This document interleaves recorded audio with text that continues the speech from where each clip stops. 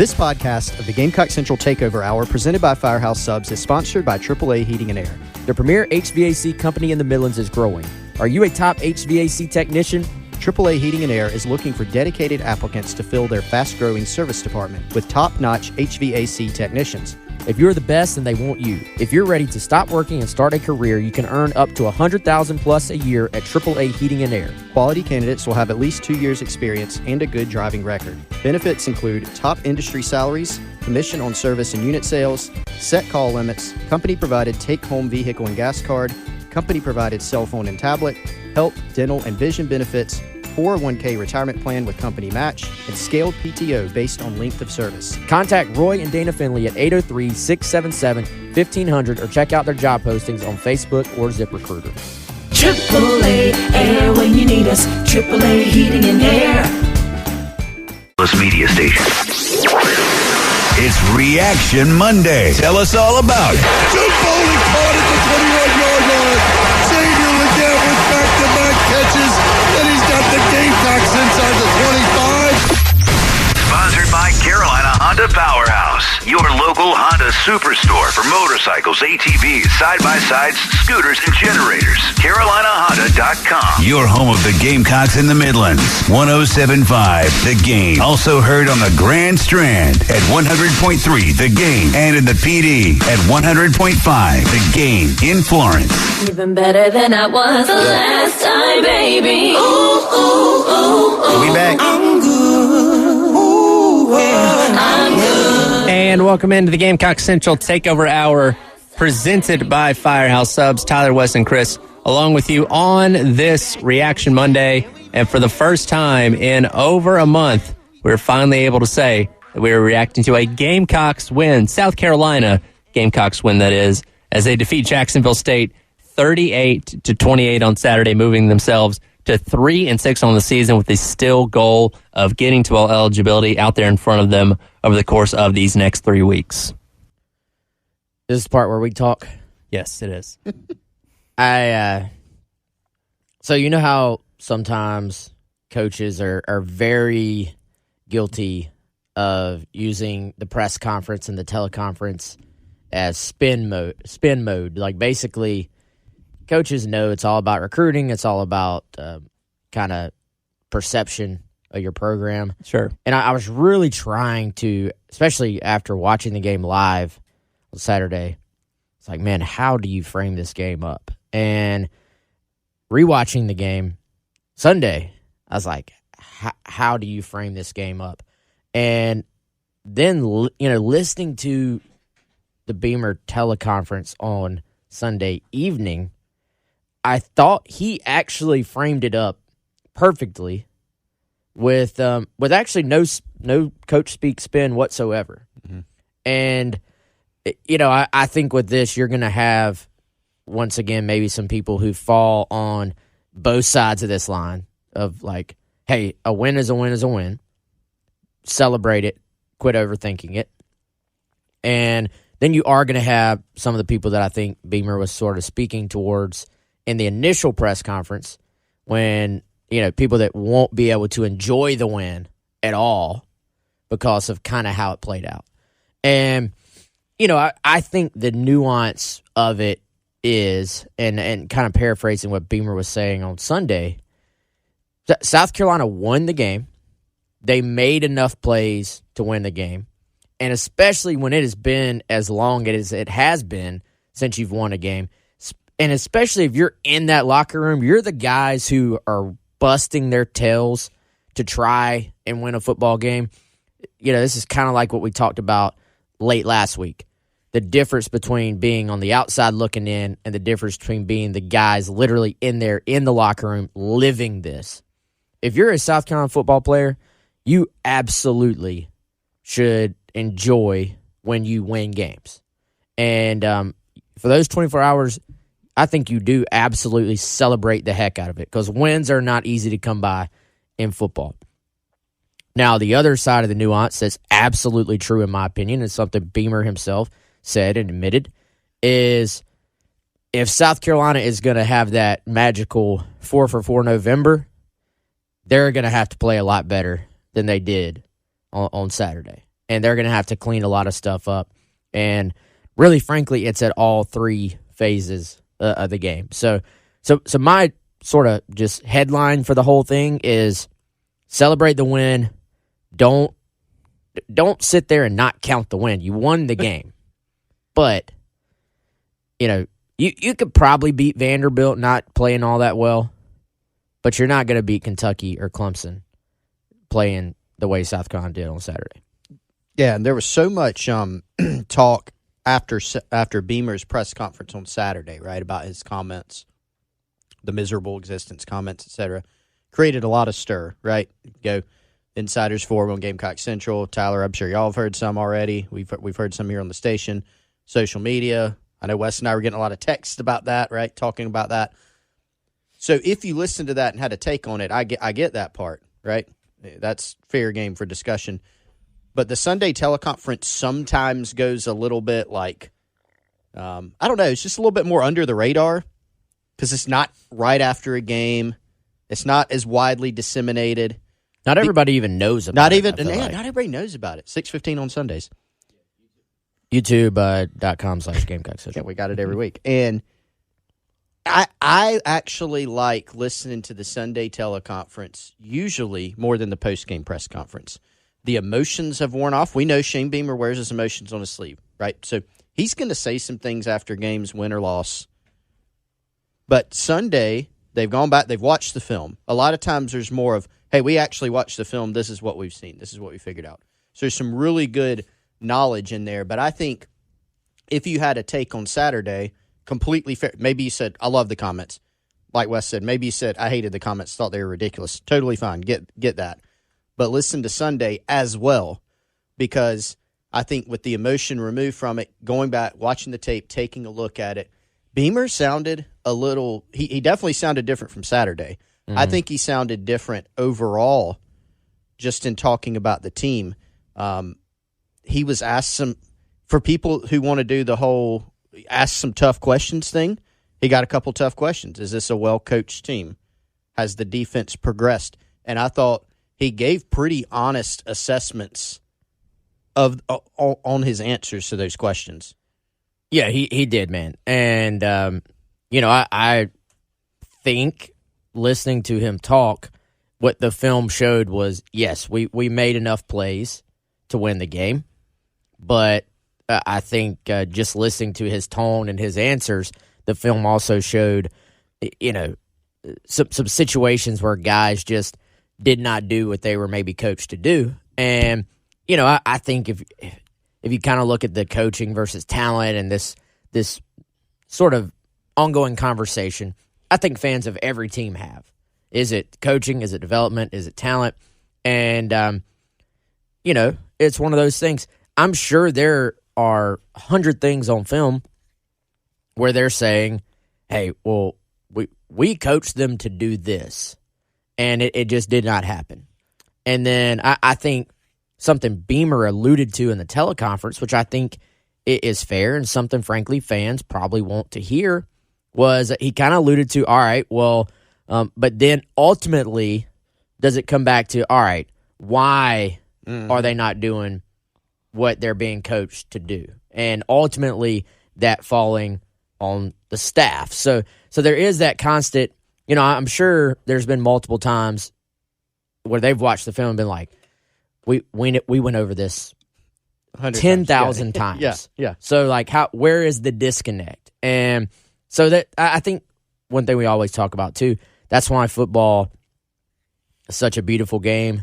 That's why there's all these different opinions, though, is because the answer is truly never one particular thing. It's almost always a combination of all these things, but the sort of thing you have to try to do is figure out what is the biggest thing, what is the biggest factor involved here. We obviously talked so much about Jacksonville State last week and leading up into this game, but based on what all of our score predictions were, we thought South Carolina should be able to win this game in that 14 to 17 point range. Mm-hmm.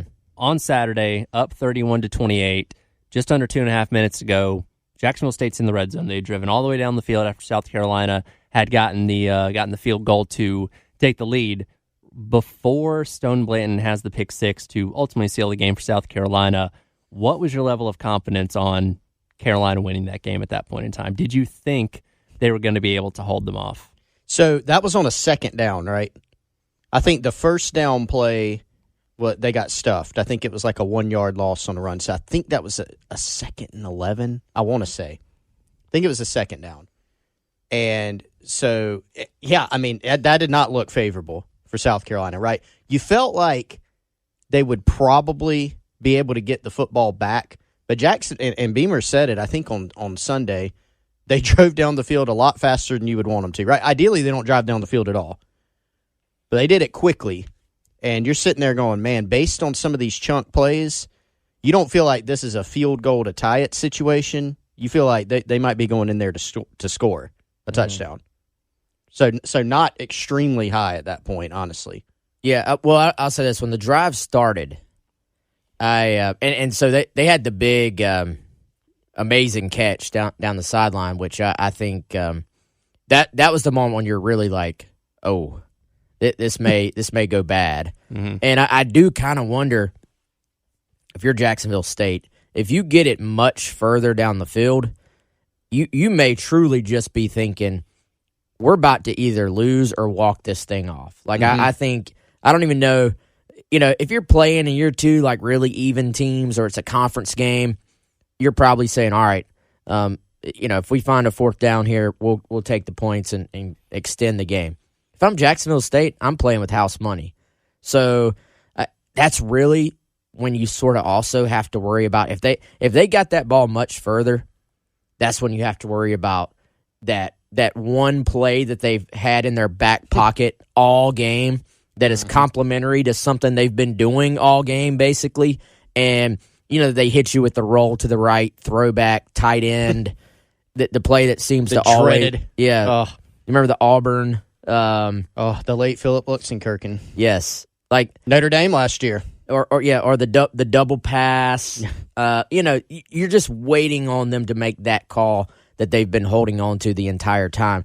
I felt like when Jacksonville State started moving the ball, I was like, all right, this is either going to end in a South Carolina turnover because Jacksonville State is actually having to run kind of a 2-minute, 3-minute, 4-minute type offense, or that they're going to score. And my big concern from a South Carolina standpoint was, can you avoid having another secondary bust? Because we've just seen so many balls down the field where guys, frankly, are in pretty good position for most of the play, but then they just have not made those plays on the ball like you would hope to see.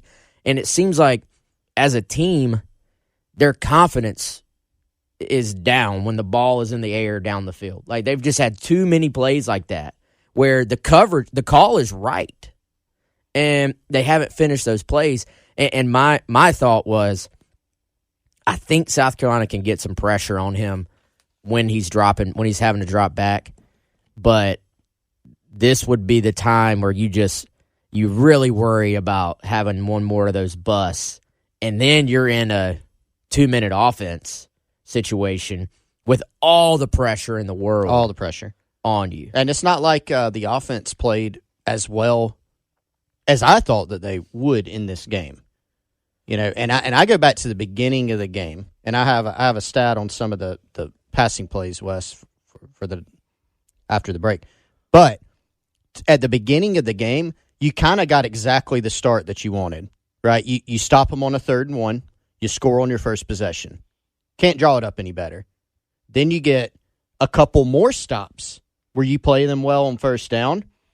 Now you got a couple stops, but the problem is you didn't play complimentary football and go down and score. You had some quick 3-and-outs. You couldn't stay on the field. You couldn't even move the ball to really flip the field, right? Mm-hmm. And so I think that goes back to what you were talking about going into the game, Wes, and that this is a game you needed to jump on these guys early. If it's 21-0 early in the second quarter instead of 14-14, yeah, it's nobody's sitting there sweating through that game. It is a totally different ball game. Yeah, I want to explore that a little bit more, but I think there's a lot there, so maybe we'll hit that on the other side. Yeah, absolutely. We'll continue to react. We'll hear some of what Coach Beamer, as well as some of the players, had to say as well coming away from Saturday's game. is Reaction Monday's Gamecock Central Takeover Hour presented by Firehouse Subs. For decades, Rolling Stone has set the bar for entertainment publications. Today, Rolling Stone Music Now takes over in podcast form. We have Michael Azerrad, who was Nirvana's very first biographer. I'm not sure how many people realize how many of the best songs on In Utero were written way beforehand.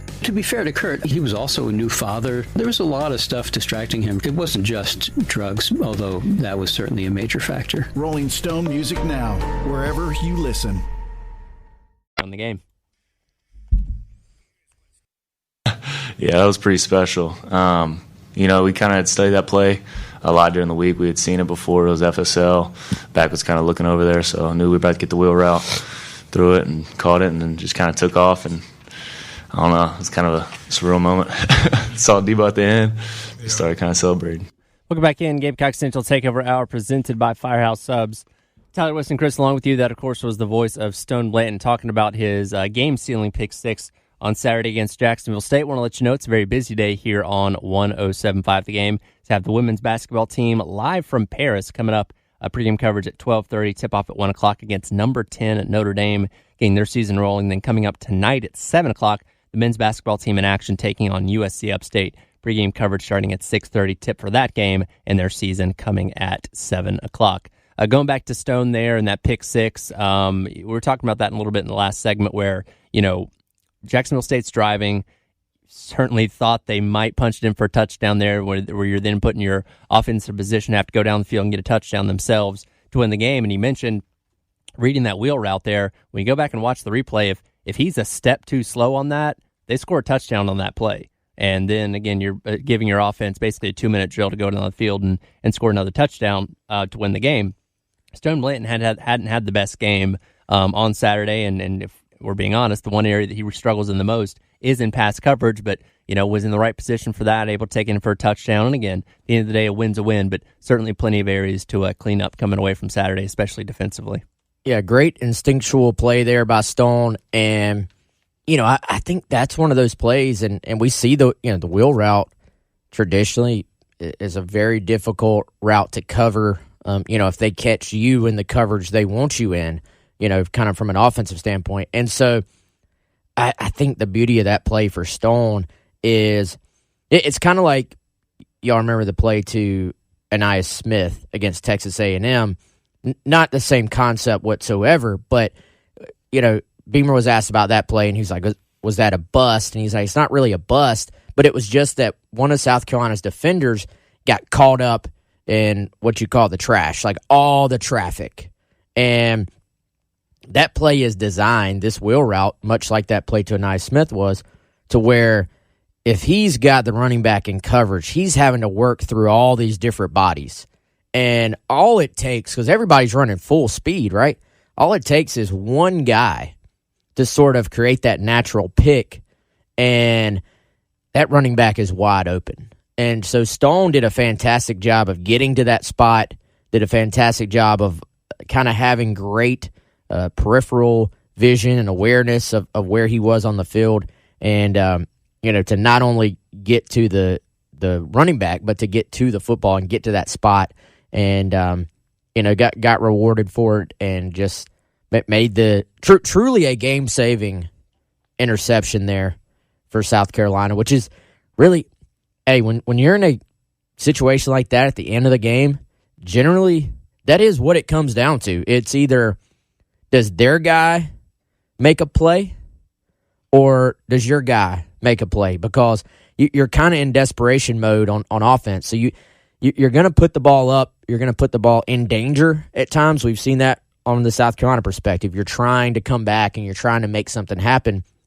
So you really don't want to take a sack.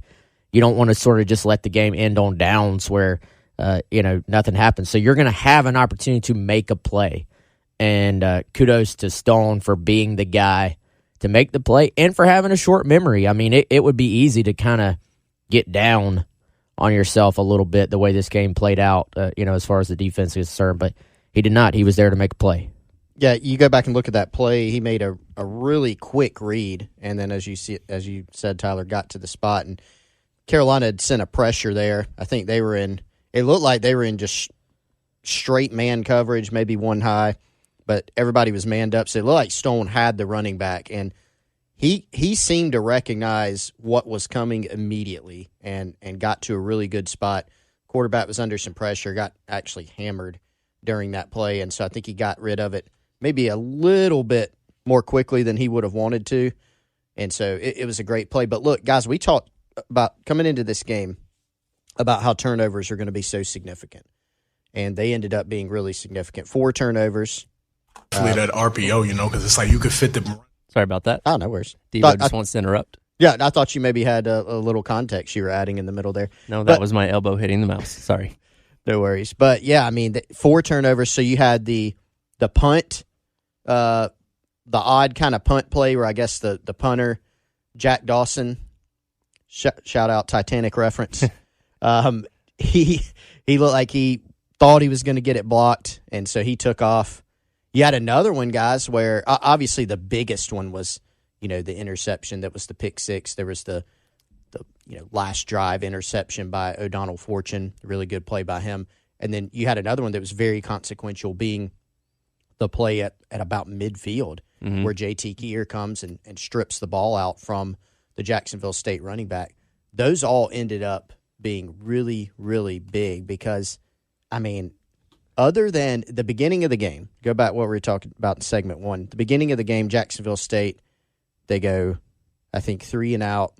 South Carolina scores. And then I think you had 2 to 3 more drives before Jacksonville State scored. There wasn't a lot of early success, but they ended up finding it. They were able to run the ball. They were able to hit some explosive plays. So you really ended up needing those turnovers in this game. One of the big issues was, so Jacksonville State scored, 4 touchdowns in this game, right? 28 points. Yep. On 3 of the drives, separately, South Carolina gave up third down conversions that weren't even just third down conversions, but they were chunk plays. 31 yards, 37 yards, and 54 yards. The 54-yarder, I believe, was on the 3rd and 2, where they throw a touchdown pass over your head. So they're moving the ball. They're hitting explosive plays. You ended up needing every single one of those turnovers in this game, I think. I didn't get a chance to go back and listen. What did we set the number at for buy or sell last Friday when it came to turnovers? Was it 3? It was 3 or more. And I think Chris and I sold. Wes, you're the only one that brought? I know I bought that one because that was also my in-game prediction for Gamecock Central. I thought I bought just 3, but maybe I could you be bought wrong. 3. I think I sold that. Because, and Wes, you mentioned this on Friday, sometimes these kind of things come in bunches. And yes, you haven't had one in over a month, but you were due at some point, and they all came together, 2 interceptions and 2 fumbles. And as Chris said, you needed all those to win that game on Saturday. Yeah, and I think, man, sometimes when you face a team that is a little bit overmatched, although Jacksonville State was game for an upset, like they did not back down. But when you face a team that's overmatched, you do kind of lend yourself to potentially being able to force a few more of those. And I really thought South Carolina might be able to put Jacksonville State in a position where Zion Webb was going to have to drop back and throw the football. To an extent that was the case, but not really even when I said that to the extent that I was thinking it might be. I really thought, when South Carolina scores on that first drive and made it look so easy and the defense had gotten a stop, I was sitting there thinking that this may be a blowout by the end of the first quarter. Mm-hmm. And I was honestly a little bit surprised that the offense stalled out as much as it did in that first half.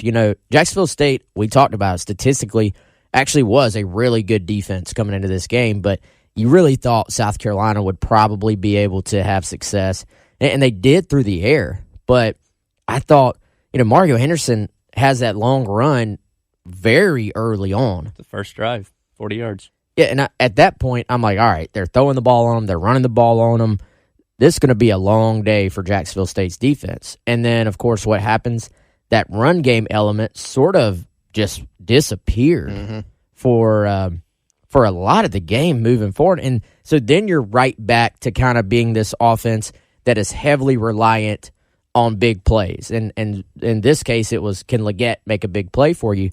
And so that's why I think the offense sort of just bogged down. If they had ran the ball with any consistency for the rest of the first half, I don't even think I don't even think this is a ball game at all. So once again, you kind of go back to complimentary football, and the defense had its struggles. Jacksonville State had more first downs than South Carolina. Defense gave up 10 of 19 on third downs. South Carolina offense 4 of 14 on third downs. A big part of that is going back to not being able to run the football. Of course, they threw for almost 400 yards, did South Carolina, but you expect to be able to run the ball for more than 89 against a non-conference opponent. We'll hear what Coach Beamer had to say about the offense as the Gamecock Central Takeover Hour, presented by Firehouse Subs on Reaction Monday, rolls along. Come back in, Gamecock Central Takeover Hour, presented by Firehouse Subs. Tyler, Wes, and Chris along with you here on this Reaction Monday, a very busy Monday at that. As, of course, we have the women's basketball team coming up live from Paris. Pregame coverage starting at 12:30, and then tip-off against number 10 Notre Dame at 1 o'clock. And then the men's basketball team in action this evening, taking on USC Upstate to start their season. Pregame coverage starting at 6:30, and then tip-off against Upstate to start their season coming up at 7 o'clock. Talked a little bit about the offense in that last segment. You finally had a seemingly fully healthy Xavier Legette back out there on Saturday, pulling in 217 yards and 2 touchdowns in the game against Jacksonville State. Xavier Legette responded to his performance on Saturday in his post-game presser. Oh, man, I had to make up for the last 2 games, man. I felt like I didn't play my best ball, and I felt like today I felt like I was 100%. How wrestling really works and how you get the ratings. Eric Bischoff and Conrad Thompson explain on 83 Weeks. Too much time is spent discussing talent's age. The younger demo is just as excited about a Paul Heyman or a John Cena or an Undertaker or Becky Lynch, or I don't care what their birth certificate says, they're going to draw a younger demo because they're fun to watch and they're great entertainers. 83 Weeks on YouTube or wherever you listen. So I had to go out there and ball. I couldn't have put it any better myself. Man, a few words, Xavier Legette, but good to see him back seemingly at full health again. Yeah, I had to go out there and ball. I mean, that sums it up. I think that, man, we got to appreciate, if you're a Gamecock fan, we got to appreciate what this guy is doing while we're witnessing it, while we're watching it. So impressive. And you see all these kind of NFL accounts and the guys that follow this stuff and cover it from a scouting standpoint. Guys that big should not be able to move that fast. And I think, Chris, when teams look at X from a skill set evaluation standpoint, they're not going to just see, oh, he's big, he's fast, he's well put together. They're going to say, man, this guy is a threat in all aspects of the game. That can be the down the field, throw it up, jump ball. That can be looking over your shoulder and catching the ball on the run. That can be catching the ball short and making stuff happen after the catch. He's really just developed into a diverse wide receiver. Even your really good wide receivers don't always kind of have that array of ability, array of just sort of things in their toolbox, so to speak. So Legette, I mean, dude, is he starting to get into that first round conversation, you think? Like, I know he's kind of steadily, I think middle of the year we were talking maybe third round, potentially. I hear announcers say, oh, that's a first round pick. I think some of that's just them saying things, but he checks a ton of the boxes that you're looking for a difference-making NFL wide receiver. It wouldn't be a shock if he did because, I think about the fact that for guys with physical traits that have production to match it, or at least, show the ability to produce, even if they haven't reached that potential based on their athletic tools, it just takes a team to fall in love with you. I mean, Troy Williamson went, number 7 overall, I think, in the first round. I think that's right. And he was a guy who could just fly, and the production was not always there for him. But I think I did get a text during the game from somebody with a bunch of NFL scouting connections who just kind of came out and said, like, Xavier Legette is a second or third rounder right now. And if he runs really well at the combine, he'll solidify second. And you never know what can happen. When you're in like second round range, You could always move up if a team falls in love with you as the market kind of continues to take shape. And his question was like, I wonder what Leggett will run at the combine. And I'm like, he'll probably run pretty well, I would think. You know, I mean, this is a guy that's going to look like he looks, put what he's put on tape this season, and then in addition to that, he's probably going to go to the combine and run, 4.3s? I mean, low 4.4s. Like, at 6'2", 220, he might run like a 4.38. Like, would that be a surprise? No. It's probably more probable than not. Yeah, I think a lot of times, some people call it the underwear Olympics, where teams get just caught up in the measurables and the physical traits. The thing that X has going for him is that he's going to win as far as that part goes.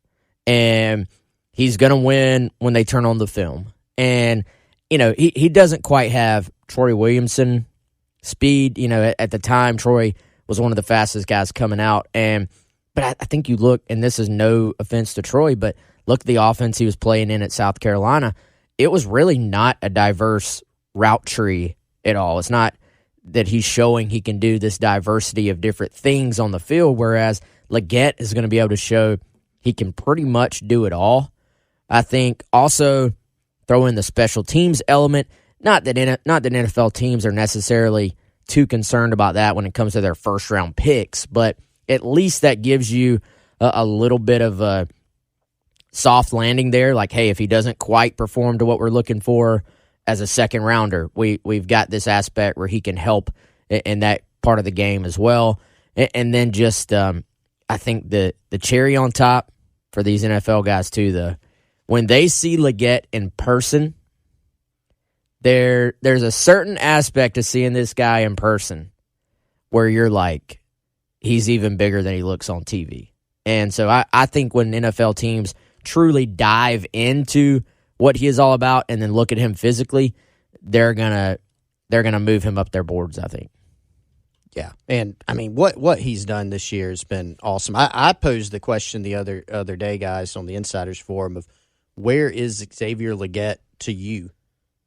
Like in the pecking order. There have been a lot of really good wide receivers who've come through South Carolina. And from a statistical standpoint, and like some of it's going to get lost because of the record of this team, right? If this was a team that was going to end up winning, 9 or 10 games, I think he would have already ascended for even more for some people. So it's kind of being lost, like his impact. But man, what he's done just statistically this one season, it's up there with some of the greats, in South Carolina history. Well, I think that's going to be the unfortunate thing looking back on this season, not only for Xavier Leggett, but Spencer Rattler as well. It's like, wow, you had these two guys playing really good football, and obviously Xavier dealt with the injuries in the past couple games, but, hopefully South Carolina runs table is able to go to a bowl game or at least get a 13th game out of it. But I think those are two guys that are going to be looking back on years from now saying, man, if we were just had X, Y, and Z around them, what could we have done with these guys playing at this level? Yeah, I think, man, this is going to be a what-if season, really, when people look back on it. I still maintain this would have been the best receiving core in South Carolina history if everybody was healthy. Is there any hope of maybe Juice coming back in the next couple games? Anything you guys have heard? I mean, I'll lean just on what Beamer said yesterday. He's been running around, been moving around.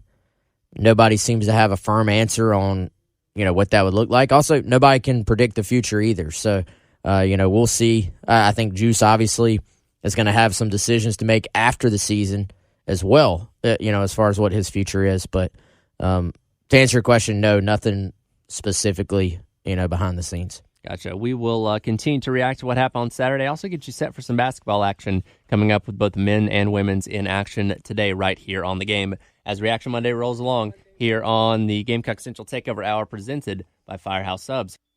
Backfield, Rattler, handoff right side, Tonka Hemingway, reaching for it at the goal line. Touchdown, Carolina. Touchdown, Tonka Hemingway. We haven't broken him out in a while on the special teams, and they set up a big backfield for number 91, and he spun and then held the ball out, and that's his first rushing touchdown of his career. Welcome back in Gamecock Central Takeover Hour presented by Firehouse Subs. Tyler West and Chris with you on this Reaction Monday. That was the call Todd Ellis on the Gamecocks radio network on Saturday. Tonka Hemingway scoring the first touchdown for the Gamecocks, as he mentioned, the first rushing touchdown of his career. And always loving seeing one of the big guys getting in there on offense, being able to punch it in like that. Yeah, man. The kind of a cool way to reward your hardworking guys. And they actually busted this formation out last week at A&M, and I think they threw the touchdown pass to Josh Simon off of it. So at the time, or that personnel package, I don't know if everybody was lined up at the exact same spot this time around, but they busted out that personnel package. They bring in 2 defensive linemen. They bring in a 6th offensive lineman. And really, I think against A&M, it was kind of designed just to get their eyes all over the place. Like, all right, what are they doing here? And then you go play action, and they threw it to Simon. This past week, they just handed it straight to the big man. And cool moment for him. Not going to lie, at that point, I was like, I feel like this is going to be a good day for the Gamecocks. And it just, they just, again, couldn't quite get going on offense in the first quarter when they had a chance to kind of put that distance in between them and potentially force Jacksonville State out of what they want to do. Because like we talked about going in, it's really hard to be an up-tempo team if you're down big, because you feel like you're just kind of running to the line of scrimmage and then punting the ball right back to the other offense and giving them chance after chance after chance. Again, to me, it went back to lack of a running game up front. Well, and just generally, and you made some other points, made me think about something we were talking about earlier with complementary football. I feel like that's another overused term this year, but it's something that for a team like South Carolina, you just have to do, right? You're not going to be able to rely consistently on just one side of the football, right? It was easy to come in this year. Well, special teams will be a difference maker for South Carolina. At times they've made some plays there, but it has not been to the extent of last year. Offensively, right? We came into this game saying, hey, they scored 37 points in the past 2 home games. You've got a Sun Belt team coming in, first year in FBS. You should be able to do that again. Wasn't quite the case, right? They were quite inconsistent in this game. And then defensively, we're all well aware of the issues that have plagued them for most of the season. And so you have to be a lot better at servicing each side of the ball. And if you just look at this game, they didn't do that. They could make a special teams impact, right? We talked about it going in. Hey, that's an area where, Jacksonville State's offense is pretty tough. They got a pretty salty defense for their level. Special teams is an area where South Carolina has a lot of times feasted on outmatched teams. And they weren't able to do it. They did have the one play where they almost blocked a kick and the guy had to run it out. But Beamer said he felt like they were going to block not just one kick, but multiple ones, right? And he was quite confident in that. They didn't do that. And then you were just very, very inconsistent on the other 2 sides of the football. And so their inability to play complementary football, was a big thing in this game. And we talked about it earlier. You get, 3 or 4 stops to open the game. Couldn't have gone any better, but you'd get just one score. And not only did you just get one score offensively, you didn't really move the football to where you could flip the field, pin them back deep.